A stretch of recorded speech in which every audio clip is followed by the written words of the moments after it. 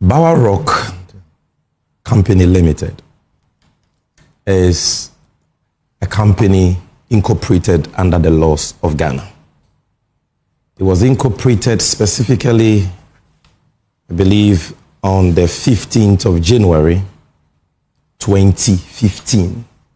14th or 15th of January, 2015. So it's a 2015 incorporated company. Okay, so I confirm that we have seen that incorporation certificate and certificates commence business. And as we do the show, we'll be showing you some of these pieces of evidence because we have them. And in fact, I have, when I'm done answering this question, I'll give you all the evidence to the answers I provide. So first of all, it's a company incorporated under the laws of this country in the year 2015, meaning that it's been in existence. Is dealing in precious minerals, among others. So when you hear people say that, oh, this company has nothing to do with gold trading, it was not registered for that purpose, it is not true. And I'll give you the evidence for you to know that, yes, it is registered to carry out a number of activities from mining to farming to dealing in general goods. But one key principal activity of the company is dealing in precious minerals. Now, this company is also not a mushroom company that just, surfaced in the gold trading space. As a matter of fact, it was licensed by the Precious Minerals Marketing Company to deal in gold in the year 2016. 2016. The predecessor of the gold board. Yes. And since 2016, the company has renewed its gold trading license every year until 2025. Every single year, the company has renewed its gold trading license. Now, this company we call Bower Rock has been one of the major gold suppliers in the country. In fact, they were one of the major gold suppliers to aggregators under MIFS. When I say MIF, I'm talking about the Minerals Income Investment Fund established by the MPP. The MIFS Gold for Reserve program in the year 2024 when the MPP was in power. And I'm going to give you evidence to that. So now let's go to the evidence.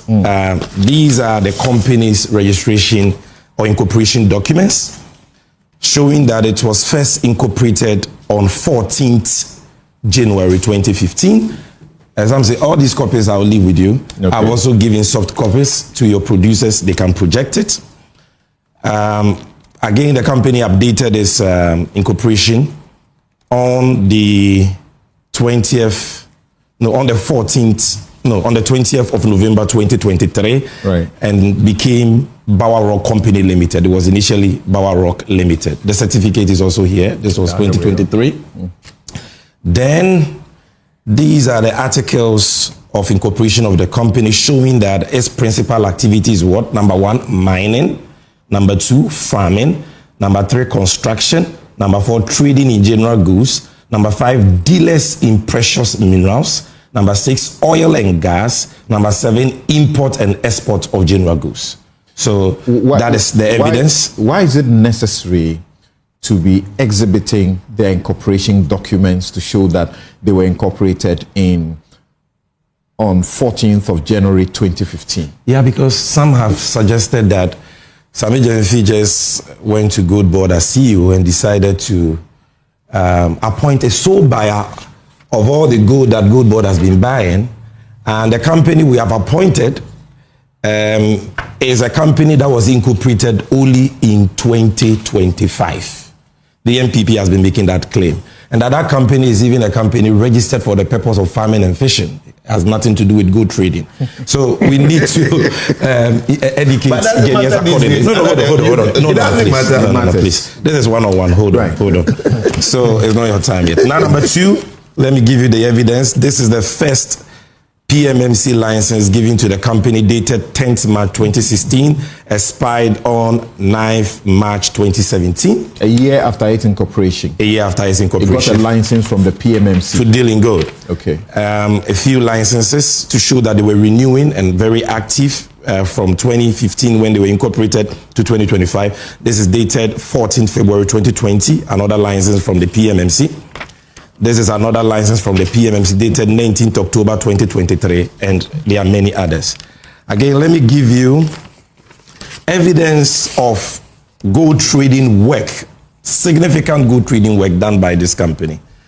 Now, I told you that the NPP under MIF rolled out a Gold for Reserve program in 2024 on the instructions of the then Vice President Alhaji Bawumia. The main aggregator, one of the main aggregators for MIF was a company called Gold Rich Refinery Limited. Right.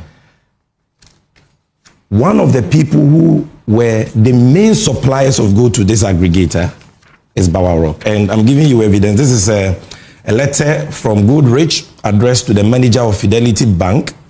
I've given your producers a soft copy, which is redacted because this one has the bank details of the company. Right. So they can project that. And as you can see on the screen already, it says transfer Gold Ridge Refinery Limited. This was a transfer instruction of 40 million cedis to Bawarok under the NPP to buy gold. And there are many of these letters. Number two, in the year 2017, the main gold buyer in Ghana, one of the biggest gold buyers in Ghana, was a company called AA Minerals. If you are you're well versed in gold trading issues in country, you would have heard of the name AA Minerals. There's a certificate issued by AA Minerals to Bawarok dated 3rd August 2017 as what? Their buying agent, 2017 when the NPP was in power. Now you also know of the biggest refinery, gold refinery in the whole of West Africa called Gold Coast Refinery. This is an invoice from a wire transfer from Gold Coast Refinery to Bawarok dated November 22, 2018 for Bawarok to buy gold for them. Now, Samson, I think the next question people will be asking after this... The thing also is about why it is the sole gold buyer for the gold board. Yeah, that is also another misconception. You know, a lot of people do not understand how gold board's trading model works. Samson, gold board has a 4-tier license buying system. 4-tier. The first is the tier 1 buyer. The second is tier 2 buyer. The third is the self-financing aggregator. And the fourth is the aggregator. All these license buyers buy gold for the gold board. So not only the aggregator buys gold, the self-financing aggregator buys gold. The difference between the self-financing aggregator and the aggregator is that the self-financing aggregator uses his own funds to buy gold for gold board, while the aggregator is funded by the gold board to buy gold primarily. Okay? Tell them I've not got into these tables yet, so they should wait. Let's go systematically. Now, no, it's not being shown. It's only okay. Then the third, the tier 1 buyer is a grassroots buyer who is licensed by the gold board to buy gold from licensed small-scale miners. The tier 2 buyer is licensed by the gold board to buy gold from both the licensed miner and the tier 1 buyer. So they are all gold buyers. In the year 2025, the first year of operation of the gold board, we issued 900 buying licenses. 900. Under our tier 1 license, we issued 269 licenses to qualified applicants. Qualified applicants underlined.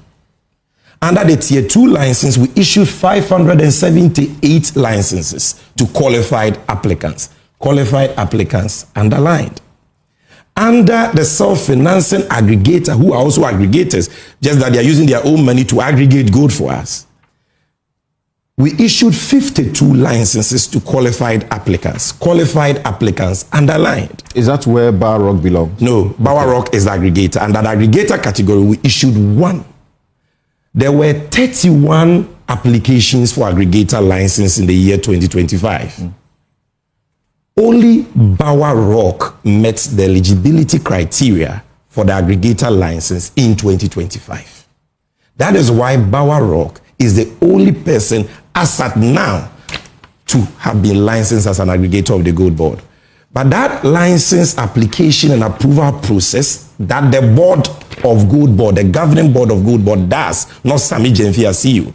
Sammy Gyamfi as CEO and management only recommends. The board grants approval for aggregator license. That process is an ongoing process. It has not terminated. So today we can have one aggregator.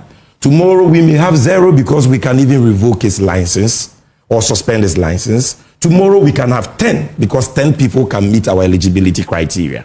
So people say, Bawa is the only one buying gold. They don't understand. They lack information. We have 900 licensed buyers, all of whom buy gold. Then they say, why is he only the aggregator? He's the only aggregator because he's the only one who has met the eligibility criteria. Let me tell you something. When we say an aggregator, what do people understand by that? There is nothing, there is no license in Ghana that enjoys the benefits of an aggregator license. Some say, have you heard of somebody going for a license in any institution, and after he gets the license, the state gives that person money in the billions to buy gold for the state? If you go for a BDC license, you are going to do your oil business with your own LCs and your own credit lines. Absolutely. Same for an OMC license. Okay? But when you say somebody is an aggregator, it means that he's entitled to receive state funds to buy gold. And therefore, there is a strict set of governance, legal, operational, and financial requirements he must meet as a risk mitigation measure. He must have minimum 3 years experience in gold trading. He must have minimum 3 financial statements preceding his application. He must have at least 3 buying offices in the country. He must have at least a bullion van and so on. But the most important requirement is this. He must present to the Gold Board a bank guarantee or an advance payment guarantee from a recognized financial institution that accords with the insurance policy of the Gold Board to secure the capital support he seeks from the Gold Board. You understand? We are not some zombie sitting at Gold Board where any Tom, Dick, and Harry comes and says, I want an aggregator license that will entitle me to use taxpayers' money to buy gold. And you say, I've given you a license. We are not sharing and of 30, aggregator license like you share of 31 applicants. Barrock is only one. That and I'm saying it on Newsfile today. Yes, I'm saying he has given us an advance payment guarantee covering a trade capital support of 2 billion cedis. 2 billion cedis. And that is why the board approved the application. If some people had done that when they had the opportunity to do gold trading in this country, they will not be chasing the aggregators today for causing financial losses to the states. That's actually true. Look, we are ready and happy to work with anybody who meets our eligibility criteria for aggregator license. So the other 30 or 29 that did not qualify, what were the incidents the disqualified them? The main critical thing is the guarantee. They couldn't provide that. And I'm here, Kojo Oppong Nkrumah, you have addressed a press conference. I'm challenging you. If you can give me one company who has applied for a Gold Board aggregator license, met all the requirements, especially gave us a guarantee from a bank or an insurance company, and we refuse his application, put it out today. I'm challenging them. They don't have. And let me tell you something that people don't know. You see, the president was gracious enough to send me to PMMC on the 22nd of January this year. By the 3rd of February... Last year, sorry. By the 3rd of February, I began to continue, if I can put it that way, PMMC's gold trading arrangement with the BOG. Now, between February and June 2025, even though the Gold Board was established on the 2nd of April this year, we had not, ushered in our licensing regime until the 21st of June. So we were still under the PMMC license regime from April, May to 21st of June. Now, if you add that to the PMMC era, February, March, February and March, you're talking about a period of about 4 or 5 months. During that period, the PMMC, under Sammy Gyamfi's leadership, had 3 aggregators. 3 aggregators. That time, we are not ushered in this licensing regime with a requirement of a guarantee and all that. 3. Yeah, a board. I didn't even have a board by that time. Who are these aggregators? Because questions are being raised about particular persons who have been, or companies who have been exempted when they may have, qualified to enjoy some of this. Now, we had 3. These 3 aggregators, 2 of them engage in, I'll call, to put it mildly, regulatory infractions. And so they were suspended in June of 2025. Their suspension has since been lifted. And so they have now applied for aggregator licenses. But they've not been able to give us the bond, the guarantee that has to secure whatever money we have to give them. But you must understand that, you see, every week we buy gold to the tune of over 3, 4, 5 billion cedis. And this transaction is mainly cash.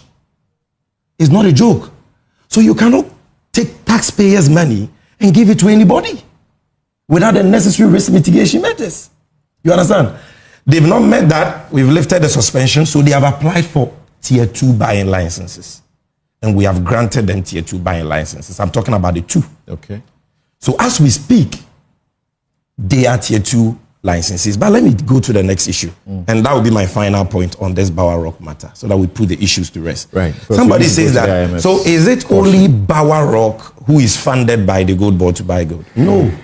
That is not, it's not only Bower Rock. This is how the system works, Samson. The aggregator received direct funding from the gold board. And we have secured our risk by taking our guarantee. The insurance company has also taken from him a counter indemnity, which means that if you toy with this money and you lose this money, yes, we will pay to gold board, but we will pursue you for the money. You understand what I get it? So we give the money to that aggregator. Then that aggregator, at his own risk, or at its own risk, now looks for licensed Tier 2 buyers of the gold board. He is not allowed to finance or to fund a Tier 1 buyer, because a Tier 1 buyer doesn't even have a buying office. But a Tier 2 buyer is well structured, has an office. So the gold board contract with him says you can fund Tier 2 buyers that you find credible at your own risk. So Bower Rock has 53 Tier 2 buyers. Licensed by the gold board. Licensed by the gold board that he funds on a daily basis. Because when you give him the money, he must give the money to other licensees to go and buy gold. That is gold board money. These 53 Tier 2 licensees also have other Tier 2 licensees and Tier 1 licensees that they also give the money to supply them. That is how money trickles down in a de-risked manner. Okay. So Bower Rock is not the only person funded by the gold board. All the licensed buyers get gold board funds, but through Bower Rock. If we have 3 aggregators, it will be through all the aggregators. And the 2 aggregators, sometimes you hear people say that, oh, gold board has given Bower Rock $10 billion to buy gold and all that.